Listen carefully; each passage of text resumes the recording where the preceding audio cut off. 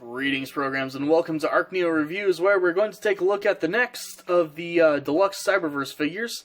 Today we're taking a look at Megatron. And, yeah, continuing the pattern, this is probably the best of all the Cybertron Megatrons. Though I hear the Ultra class is good. It's simple, but it's still pretty good.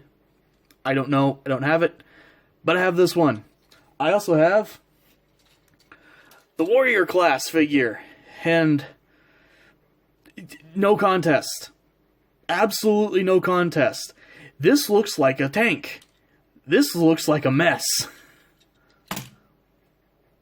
So, really quick, he does come with an effects part, like you'd expect. Mine was a little warped out of the box, so it's bent Energon Blast. A little bit of a bummer, but you can go ahead, pop it in there. As usual with these, it's in two parts.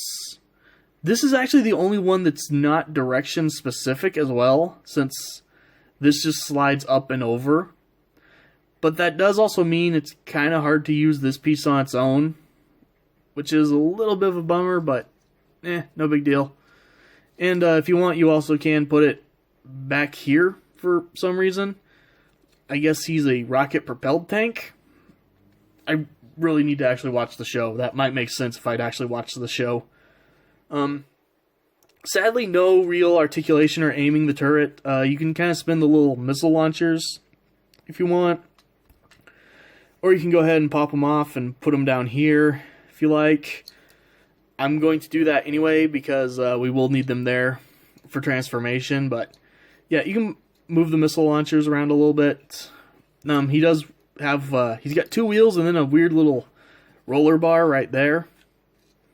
And, yeah, it's pretty visible underneath how he all works, but at least from the top and the sides, he actually looks like a tank this time. So, get down to transformation, and we'll go ahead, pop the gun off, which holds on really, really tightly.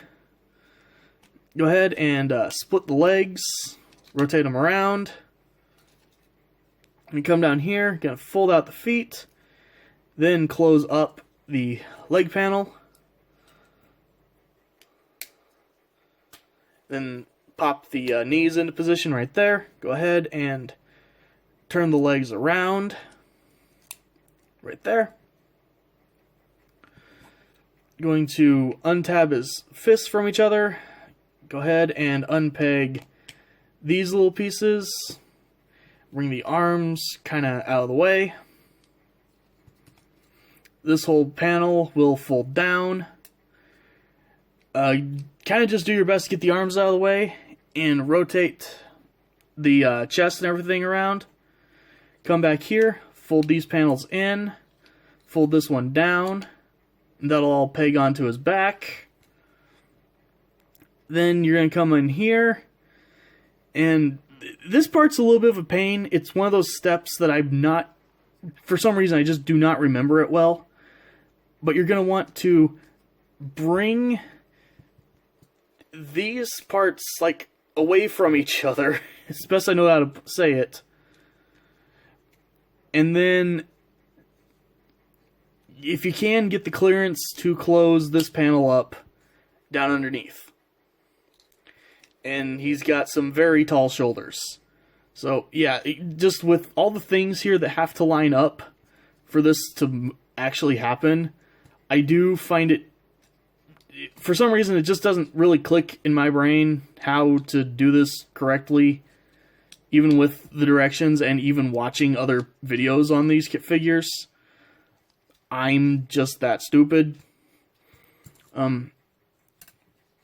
Per directions, he's supposed to have these going more back, but I prefer them going up just because they hinder his posability a little less. And then just go ahead, take the fusion cannon and pop it on his arm. And there you have Megatron in robot mode. And yeah, this is a pretty good little Megatron. Get a good look here as head. It's funny, it looks like this eye's kind of messed up on the camera, but no, they while he does have some very serious guy liner going on, it is really well done. My camera just likes to over-exaggerate.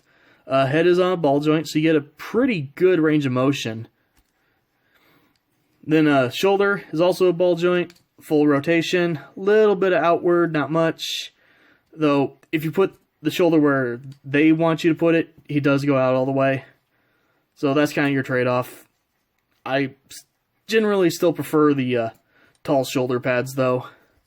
Ball joint at the elbow, pretty tight, but it does get you, rotation and, 90-degree bend. He does have a wrist rotation as well, which is really nice. The chest articulation is locked in place in this mode. However, he does still have waist articulation.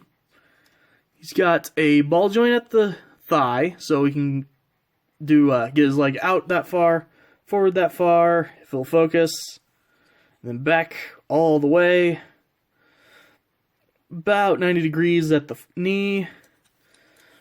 And then again, he does have a little bit of forward, a little bit of back, and actually probably the most ankle tilt out of any of these guys I've seen.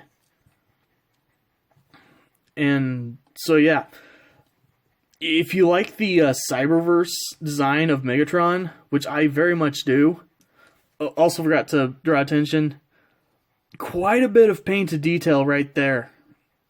Actually a shocking amount. That's like where all the paint budget went.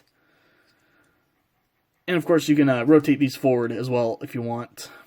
But yeah, really, really good version of this figure actually. Really quick, here he is next to Prime. And next to Shockwave.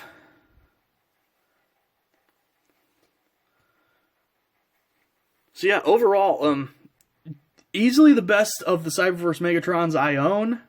Though then again, he only has one other figure as a competitor for that title. Take that for what you will, but I absolutely adore this guy. So, thank you guys for watching, and I'll see you next time.